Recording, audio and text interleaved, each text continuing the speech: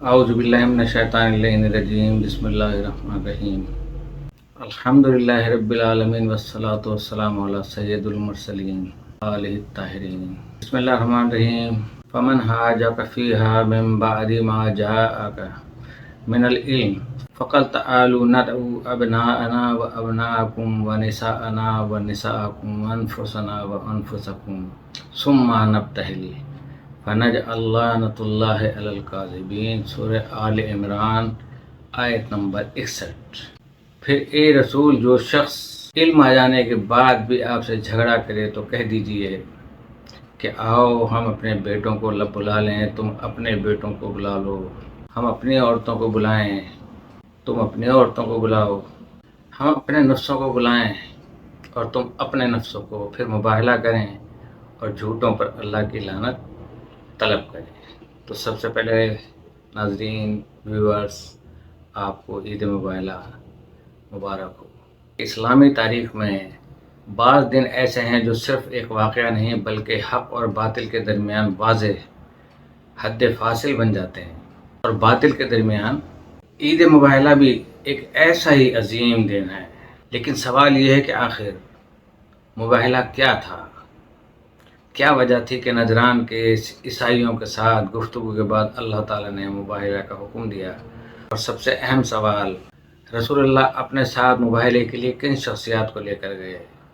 آئیے قرآن پاک کی روشنی میں اس عظیم واقعے کو سمجھتے ہیں۔ نجران عرب کے جنوب میں ایک مشہور عیسائی مرکز تھا۔ وہاں سے ایک بڑا وفد مدینہ منورہ آیا تاکہ رسول اللہ صلی اللہ علیہ وسلم سے حضرت عیسیٰ علیہ السلام کے بارے میں گفتگو کر سکیں۔ یہ کہانی تب کی چل رہی ہے اور آج تک چل رہی ہے۔ کئی دنوں تک بحث و گفتگو ہوتی رہی۔ رسول اللہ نے قرآن اور عقل کی روشنی میں حقیقت واضح فرمائی، مگر جب دلائل کے باوجود اختلاف باقی رہا تو اللہ تعالیٰ نے سورہ آل عمران کی آیت نمبر 61 نازل فرمائی، جس کی کہ میں نے تلاوت کا شرف پہلے حاصل کیا کہ پس جو شخص آپ کے پاس علم آ جانے کے بعد بھی آپ سے جھگڑا کرے تو کہہ دیجئے آؤ ہم اپنے بیٹوں کو بلاتے ہیں، تم اپنے بیٹوں کو بلاؤ، ہم اپنی عورتوں کو بلاتے ہیں، تم اپنی عورتوں کو بلاؤ، ہم اپنے نفسوں کو بلاتے ہیں، تم اپنے نفسوں کو بلاؤ، پھر دعا کریں گے اور جھوٹوں پر اللہ کی لعنت ہوگی۔ یہ تھا مباہلہ، یعنی دونوں فریق اللہ کے حضور حاضر ہوں اور دعا کریں کہ جھوٹے پر اللہ کا عذاب نازل ہو۔ اب یہاں ایک نہایت اہم سوال پیدا ہوتا ہے کہ جب اگلے دن مباہلے کا وقت آیا تو رسول اللہ اپنے ساتھ کس کس کو لے کر گئے؟ کیا تمام صحابہ کو بلایا گیا؟ کیا ازواج مطہرات کو بلایا گیا؟ کیا پورا خاندان ساتھ تھا؟ تاریخ بتاتی ہے کہ رسول اللہ صلی اللہ علیہ وسلم اپنے ساتھ صرف 4 شخصیات کو لے کر آئے یا لے کر گئے، اور یہ ایک تاریخ نہیں بتاتی ہے بلکہ سب سے پہلے تو کلام پاک نے ارشاد فرما دیا، اس کے بعد تمام جید کتابوں میں، معتبر بکس میں یہ موجود ہے۔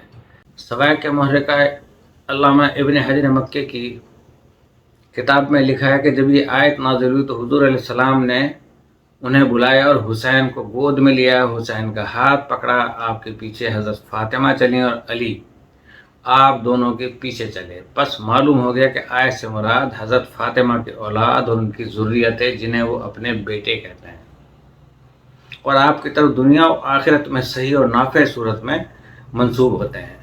کشاف میں ہے کہ اس سے بڑھ کر چادر والوں کی فضیلت پر کوئی قوی دلیل نہیں، اور وہ حضرت علی، حضرت فاطمہ الزہرا اور حسین کریمین علیہم السلام ہیں۔ یہی وہ ہستیاں تھیں کہ جنہیں رسول اللہ صلی اللہ علیہ وسلم آیت مباہلہ کے عملی مصداق کے طور پر انہوں نے پیش فرمایا۔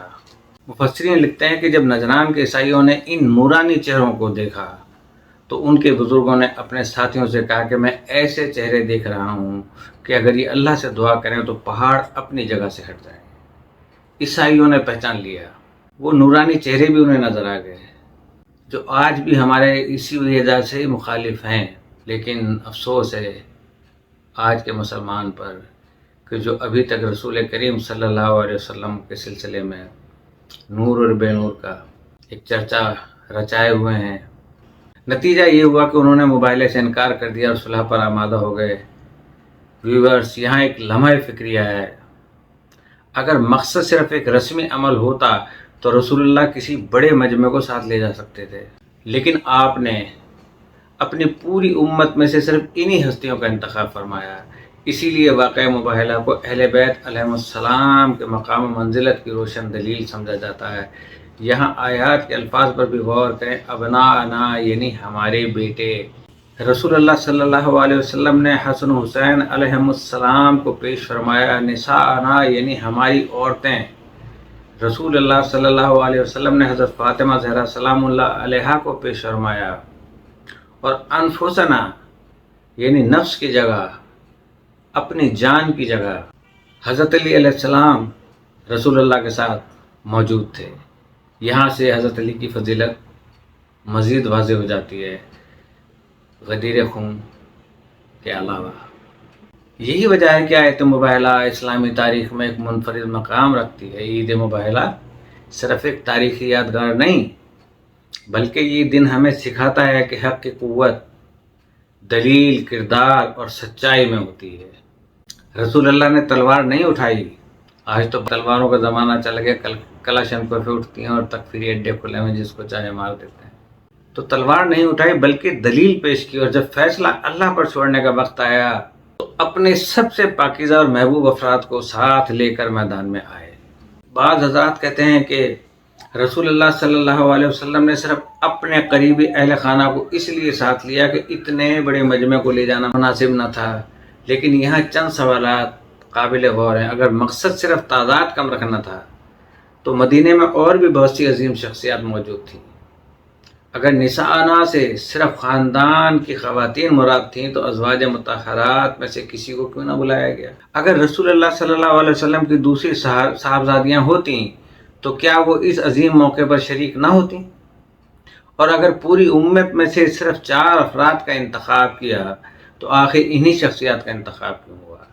اس پس منظر میں بہت سے مفسرین واقعہ مباہلہ کو اہل بیت علیہ السلام کی خصوصی مقام کی دلیل قرار دیتے ہیں۔ کاش کہ ہمارے سب مسلمان یہی سوچ رکھیں۔ اسی خاندان کے بارے میں سورہ احزاب میں آیت تطہیر نازل ہوئی، انما یرید اللہ لیذھب عنکم الرجس اہل البیت ویطہرکم تطہیرا۔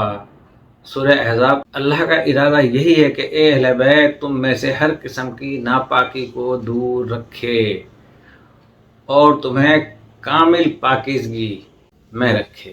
متعدد روایات میں آتا ہے کہ رسول اللہ صلی اللہ علیہ وسلم نے حضرت علی، حضرت فاطمہ، حضرت امام حسن اور حضرت امام حسین کو چادر کسا کے نیچے جمع فرمایا اور ارشاد کیا، اللہم ہؤلاء اہل بیتی، پروردگار یہ میرے اہل بیت ہیں۔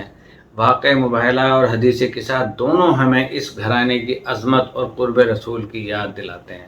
یہی اہل بیت علیہ السلام کا وہ مقام ہے جسے قرآن نے خود نمایاں کیا۔ لیکن ان تفسیروں کا ہم کیا کریں کہ جنہوں نے تفسیروں میں اپنے اپنے حساب سے لکھا اور پھر احادیث اس میں بالکل آگے الٹے چلتے چلے گئے۔ کسی نے ضعیف کہا، کسی نے کہا متواترہ نہیں ہے، ایک حدیث ہے۔ آج ہمیں بھی اس واقعے سے یہ سبق ملتا ہے کہ اختلافات میں انصاف اور احترام اور دلیل کا راستہ اختیار کیا جائے، نہ کہ جھگڑنے کا۔ اس مباہلے سے ہمیں بہت کچھ سیکھنے کو ملتا ہے کہ اس میں تلوار نہ چلی، بحث مباحثہ چند دن رہا اور اس کے بعد انہوں نے شکست تسلیم کی اور صلح کر لی۔ ورنہ نجران کے عیسائیوں نے کہا تھا کہ اگر رسول اکرم صلی اللہ علیہ وسلم نے بد دعا کی اور ان بچوں نے آمین کہہ دیا تو روئے زمین سے تمام عیسائی ہمیشہ کے لیے ختم ہو جائے گی۔ یہ وجہ تھی ان کے صلح کرنے کی۔ لیکن آج ہم لوگ دھڑلے کے ساتھ اہل بیت اطہار کی مخالفت کرتے ہیں۔ ہمارے دل میں کچھ ہوتا ہے، زبان پر کچھ ہوتا ہے، دماغ میں کچھ اور بس رہا ہوتا ہے۔ اللہ تعالی ہمیں قرآن کو سمجھنے، رسول اللہ صلی اللہ علیہ وآلہ وسلم اور اہل بیت علیہ السلام کی محبت میں زندگی گزارنے اور حق کو پہچاننے کی توفیق عطا فرمائے، اور دعا کرتا ہوں کہ اللہ پاک ہم سب کی جان و مال و عزت و آبرو، ایمان، ہماری زندگیوں کی قرض ختم ہونے کے واسطے اور امت میں یکجہتی پیدا کرنے کے واسطے اور عید مبارکہ کے آج کے مبارک دن کے حوالے سے ہمارا جو بھی اسلامی ملک اس جنگ میں شریک ہے، جو اسرائیل کے ساتھ، یہودیوں کے ساتھ ہے، جو کہ ہمارے کبھی دوست نہیں ہو سکتے۔ والسلام علیکم ورحمۃ اللہ وبرکاتہ۔